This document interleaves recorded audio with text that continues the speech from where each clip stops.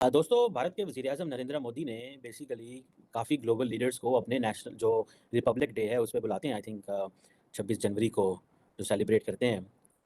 तो अभी फ्रांस के सदर एमेनुअल मैक्रोन जो हैं, उन्होंने प्राइम मिनिस्टर मोदी को इस साल बैस्टाइल डे पे बुलाया है। सर सूडान में जो बहुत बड़े स्केल पर वायलेशन हो रहा है, इस सारी सूरत हाल में हर कंट्री चाह रही है कि अपने लोगों को वहाँ से निकाले। इंडिया ने ना सिर्फ अपने 2000 से ज़्यादा लोगों को रेस्क्यू किया है, बल्कि इंडिया ने फ्रांस की एम्बेसी के स्टाफ को भी वहाँ से रेस्क्यू किया है, जिस पर फ्रांस जो है इंडिया का शुक्रिया अदा कर। देखिए 1948-47 से पैसे मांगने के लिए तैयारी की थी, खैरात मांग रहे हैं उस वक़्त से लेके आज तक खैरात पे चल रहा है। और किसी आगे भी आज यही भी इरादा है। जी। आज भी किसी लीडर के मुँह से एक लफ़्ज़ ये नहीं निकला कि हमें आर्टिफिशियल इंटेलिजेंस की तरफ जाना चाहिए। किसी के जी। मुँह से ये नहीं निकलता कि आए डिजिटल पाकिस्तान की बुनियाद रखें।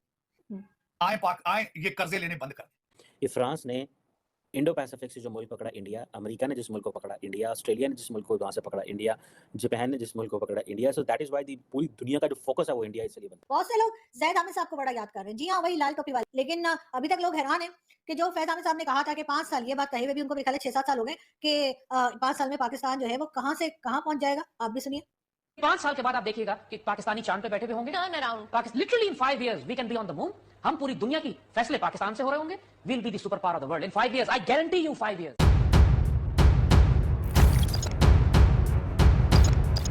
तो नमस्कार दोस्तों, जय हिंद। स्वागत है आपका पाकिस्तानी मीडिया जुड़ी एक और फ्रेश और मज़ेदार वीडियो में। तो दोस्तों, फ्रांसीसी राष्ट्रपति इमानुएल मैक्रोन ने भारतीय प्रधानमंत्री नरेंद्र मोदी को 14 जुलाई को होने वाली बास्टिल डे परेड के लिए फ्रांस आमंत्रित किया है। उन्होंने दोनों देशों के बीच संबंध को मजबूत करने की इच्छा व्यक्त की है। भारत और फ्रांस के बीच साझेदारी को मजबूत करने पर प्रधानमंत्री नरेंद्र मोदी की यात्रा के अनुमान हैं। विशेष रूप से सुरक्षा और संरक्षण के क्षेत्रों में फ्रांस भारत के सशस्त्र बल को आधुनिक बनाने के प्रयासों में एक महत्वपूर्ण साथी है। इसी के साथ ही दोनों देशों ने युद्ध विमानों और उपमहासागरीय जहाज़ों के विकास सहित कई संरक्षण परियोजनाओं पर निकट सहयोग किया है। इसी विषय पर पाकिस्तानी मीडिया का जोरदार रिएक्शन आया है। पाकिस्तानी मीडिया अपने डिबेट शोज़ में चर्चा कर रही है कि दुनिया का इस वक्त फोकस सिर्फ और सिर्फ भारत पे है। फ्रांस ने बास्टिल डे परेड के लिए पीएम मोदी को आमंत्रित किया है। अब फ्रांस भी रूस की तरह भारत का सच्चा दोस्त बन गया है और पाकिस्तान को कोई नहीं पूछता। तो दोस्तों, देखते हैं इस विषय पर पाकिस्तानी मीडिया और क्या बोल रही है, उनका कैसा रिएक्शन है इस टॉपिक पे। तो दोस्तों, ज़्यादा समय बर्बाद ना करते हुए हम शुरू करते हैं इस वेरी इंटरेस्टिंग और मज़ेदार वीडियो को। आप जल्दी से हमारे इस यूट्यूब चैनल को सब्सक्राइब कर दीजिएगा। दोस्तों भारत के वज़ीर-ए-आज़म नरेंद्र मोदी ने बेसिकली काफ़ी ग्लोबल लीडर्स को अपने नेशनल जो रिपब्लिक डे है उस पे बुलाते हैं आई थिंक 26 जनवरी को जो सेलिब्रेट करते हैं। तो अभी फ्रांस के सदर एमेनुअल मैक्रोन जो हैं, उन्होंने प्राइम मिनिस्टर मोदी को इस साल बैस्टाइल डे पे बुलाया है, जो कि नॉर्मली फ्रांस का नेशनल डे जो होता है, जो हर साल 14 जुलाई को मनाया जाता है। मुझे एक दफ़ा इत्तेफ़ाक हुआ, I was in Paris on 14 July I think 2019 में। तो मैंने वो देखा जो इनका नेशनल डे है, ये जितना भी शांज़-एलिज़े का एरिया है या जहाँ पे आईफ़िल टावर है, इस सारे एरिया को वो खाली करा लेते हैं और बड़ा ज़बरदस्त किस्म की मिलिट्री परेड और बहुत कुछ होता है वहाँ पे। एक प्रॉपर ज़ाहिर बात है इसकी हिस्ट्री है, लेकिन मैं इसको ज़ाहिर बात है इंडिया-फ्रांस ताल्लुकात के हवाले से देख रहा हूँ। और क्यों प्राइम मिनिस्टर मोदी को बुलाया गया है? एक तो मैं समझता हूँ इस बात को कि भारत के वज़ीर-ए-आज़म ने एक जिसे कहते हैं ना ट्रेंड डालना है, ट्रेंड भी डाला है। मॉडर्न ये जो इरा चल रहा है अभी, पिछले 10 सालों में कि बहुत सारे ग्लोबल लीडर्स को रिपब्लिक डे पे बुलाओ। उनको प्रोटोकॉल दो, रिस्पेक्ट दो। अभी इन्होंने प्रेज़िडेंट सीसी को बुलाया हुआ था इजिप्ट के। सो अभी प्राइम मिनिस्टर मोदी को as a guest of honour जो है वो नेशनल डे की परेड के ऊपर बुलाया। आप ये इमेजिन करें, एक साउथ एशियन मुल्क का प्राइम मिनिस्टर जो है, जो कि कॉलोनी रहा है ग्रेट ब्रिटेन की, वो जा रहा है as a national day guest के तौर पे। यूरोप से किसी को नहीं लिया, अमेरिका से नहीं बुलाया, ऑस्ट्रेलिया से नहीं बुलाया। इसका मतलब ये है कि बेसिकली ये बिज़नेस और जो मिलिट्री रिलेशंस हैं दोनों मुल्कों के, वो एट पीक पे चल रहे हैं दोनों मुल्कों के। तो इमेजिन कर लें कि 36 राफ़ेल जो आए हैं और उसने इंडिया को कितना एक स्ट्रेटेजिक एज दिया है over Pakistan, over the region. और एक जिसे कहते हैं ना नए-नए मिलिट्री हार्डवेयर खरीदना, ये भी एक बड़ी बात है। और सुनने में आ रहा है कि फ्रांस ने जो इनका इनका एक शिप बिल्डर नेवल ग्रुप है, उसने 6 सबमरीन्स इंडिया को जो है वो दी हैं।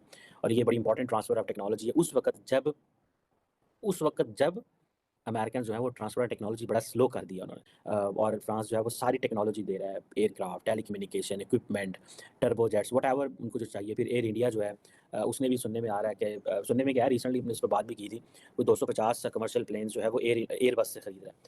ये फ्रांस ने इंडो पैसिफिक से जो मुल्क पकड़ा इंडिया, अमेरिका ने जिस मुल्क को पकड़ा इंडिया, ऑस्ट्रेलिया ने जिस मुल्क को वहाँ से पकड़ा इंडिया, जापान ने जिस मुल्क को पकड़ा India. So that is why the पूरी दुनिया का जो फोकस है वो इंडिया इसलिए बनता जा रहा है। यूके पाकिस्तान के अंदर तो हम किसी फॉरेन कंपनी को लेके नहीं आ सकते, और अगर हम लेके आएँगे तो उसको रखेंगे कैसे, वो सर्वाइव कैसे करेगी? द रीज़न बिहाइंड इज़ कि यहाँ पे तो ब्लास्फेमी के हम चार्जेस लगा देते हैं और कहते हैं अच्छा ईसाई है, मुसलमान है, हिंदू है, फलाना है, ढमकाना है, ये एथिस्ट है, इसने मुझे काम से रोका, इसने मुझे नमाज से रोका, इसने कहा टाइम है, तुम आधे घंटे क्यों लगा रहे, तुम नमाज पढ़ने गए 10 मिनट में आ जाना चाहिए था, 1 घंटा क्यों लगाया इसको, ये तो है ही काफिर है, इसको लगाओ पाबंदियाँ, इस पे लगाओ।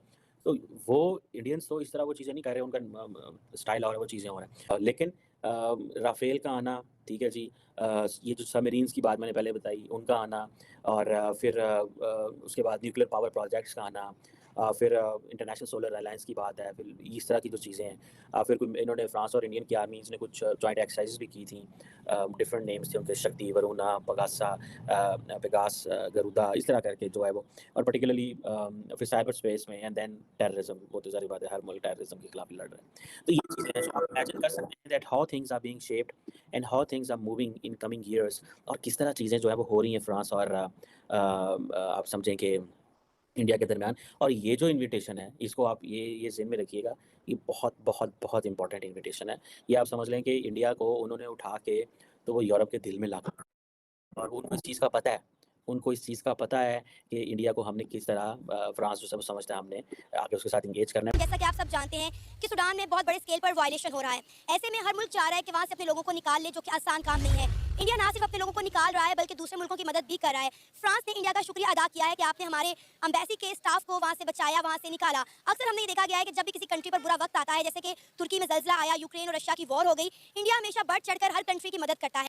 सर, सूडान में जो बहुत बड़े स्केल पर वायलेशन हो रहा है, इस सारी सूरत हाल में हर कंट्री चाह रही है कि अपने लोगों को वहाँ से निकाले। इंडिया ने ना सिर्फ अपने 2000 से ज़्यादा लोगों को रेस्क्यू किया है, बल्कि इंडिया ने फ्रांस की एम्बेसी के स्टाफ को भी वहाँ से रेस्क्यू किया है, जिस पर फ्रांस जो है इंडिया का शुक्रिया अदा कर रहा है। क्या कहेंगे? जी, ये बड़ी अच्छी बात है। मतलब अब मैं ये तो नहीं कहूँगा कि इंडिया के साथ हमारी अगर कुछ दुश्मनी है या अच्छे ताल्लुकात नहीं है, तो हम उनके अच्छे इक़दाम को जो है अप्रिशिएट नहीं करेंगे। अच्छी बात है अगर वो अपने शहरियों को जो है वो राइट्स प्रोवाइड कर रहे हैं और बेसिक जो उनकी नीड्स हैं उसको पूरा कर रहे हैं और सेफ़ एग्ज़िट प्रोवाइड कर रहे हैं, और बल्कि बाकी ममालिक के लिए भी हेल्पिंग हैंड प्रोवाइड कर रहे हैं, तो बहुत बड़ी अच्छी बात है, एप्रिशिएटिंग है उनका ये इक़दाम। अभी पाकिस्तान जिस तरह अपने लोगों को वहाँ से निकाल रहा है, हम डायरेक्टली अपने लोगों को नहीं निकाल पा रहे।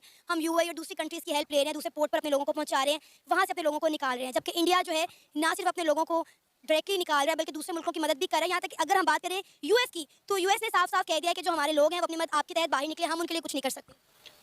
देखें, यूएस के बारे में तो मतलब ये सुना है तो मेरे लिए शॉकिंग है, क्योंकि वो एक डेवलप्ड मुल्क है और वो चाहे तो अपने रिसोर्सेज को यूज़ कर सकता है। और रही बात पाकिस्तान की, तो पाकिस्तान का मेरे ख्याल से प्रायोरिटीज़ ही नहीं है कि अपने शहरियों को जो यहाँ पे पाकिस्तान में रह रहे हैं, इवन उनको भी बेसिक जो नीड्स हैं वो पूरी नहीं हो रही। अच्छी आपने बात की कि यहाँ पे रहने वाले पाकिस्तानियों की जब फिक्र नहीं की जा रही, तो उन्हें वहाँ की क्या फिक्र करनी है। अच्छा, मुझे ये बताएं कि क्या वजह है, इंडिया हमेशा सबसे आगे आगे क्यों रहता है? देखिए, उनकी प्रायोरिटीज़ जो है, मैं आपको मतलब इसमें माज़ी पे लेकर जाना चाहूँगा कि जब से हम सेपरेशन ली अंग्रेज़ों से हमने, तब से जो उनकी प्रायोरिटीज़ थी वो कहीं और सेट थी, और पाकिस्तान की प्रायोरिटीज़ जो है वो कहीं और सेट थी। यहाँ पे जो है हमारे कुछ मखसूस तबके ने, जो ज़मींदार थे तबका, उन्होंने पाकिस्तान की इकॉनमी से लेकर हर चीज़ पे कब्ज़ा किया हुआ है, और उसको आप जो है वो एक एस्टेब्लिशमेंट का नाम भी दे सकते हैं, और मुख्तलिफ उनके नाम हैं, और वही लोग जो है वो अपनी दौलतों में और अपने जो फाइनेंस है उसमें इजाफा कर रहे हैं। बहुत से लोग ज़ैद आमिर साहब को बड़ा याद कर रहे हैं। जी हाँ, वही लाल टोपी वाले। लेकिन अभी तक लोग हैरान हैं कि जो फैज़ आमिर साहब ने कहा था कि 5 साल, ये बात कहे हुए भी उनको मेरे ख्याल है 6-7 साल हो गए कि 5 साल में पाकिस्तान जो है वो कहाँ से कहाँ पहुँच जाएगा। आप भी सुनिए। 5 साल के बाद आप देखिएगा कि पाकिस्तानी चांद पे बैठे हुए होंगे। Literally in 5 years we can be on the moon. हम पूरी दुनिया की फैसले पाकिस्तान से हो रहे होंगे। We'll be the super power of the world in 5 years. I guarantee you 5 years. मुझे समझ नहीं आती कि ये लोग क्या फूँकने के बाद जो है वो चैनल्स पर आके बैठ जाते हैं और इस तरह की बातें करते हैं। और बहरहाल अब उनसे पूछना ये था कि सर अब 5 तो क्या 7 साल हो गए इस क्लिप को, यानी क्लिप भी मेरे ख्याल है 7 साल पुराना है, तो फिर अब आप ये बता दीजिए कि अब क्या प्रोग्राम है और आगे क्या करना है?